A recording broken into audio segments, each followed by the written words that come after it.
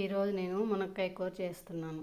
మునక్కాయ పాలు పోసి పాతకాలం వంట బాగుంటుంది కూర. అప్పటికప్పుడు చెట్టు కోసాను ఫ్రెష్గా. 3 మునక్కాయలకి 3 ఎర్రగడ్డలు తీసుకున్నాను. మరి ఎక్కువ వేస్తే తీయగా వస్తుంది కూర. ఎర్రగడ్డలు కొంచెం వాడిన తర్వాత ఉప్పు, కారం, పసుపు, ధనియాల పొడి వేసి మునక్కాయలు వేసి వాడ్చుకోవాలి. తర్వాత కొంచెం వేగింది అనుకున్నప్పుడు ఇట్లా నీళ్లు పోసి ఉడకబెట్టాలి. నీళ్లు పోసి మునక్కాయ ఉడికిపోయింది, కూర చిక్కబడింది అన్నప్పుడు ఒక గ్లాస్ పాలు పోసుకోవాలి. ఆ పాలు కూడా బాగా కలిపెట్టి ఉప్పు అయి చూసుకొని కారం ఉప్పు తగ్గింది అనుకుంటే మళ్ళీ ఒకసారి వేసుకోవచ్చు. అది కూడా బాగా చిక్కబడిపోవాలి.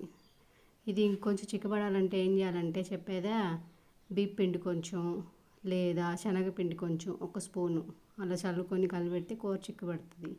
టేస్ట్ కూడా బాగుంటుంది. ఇవన్నీ అప్పుడు అమ్మమ్మ కాలంలో వంటలు బాగుంటుంది.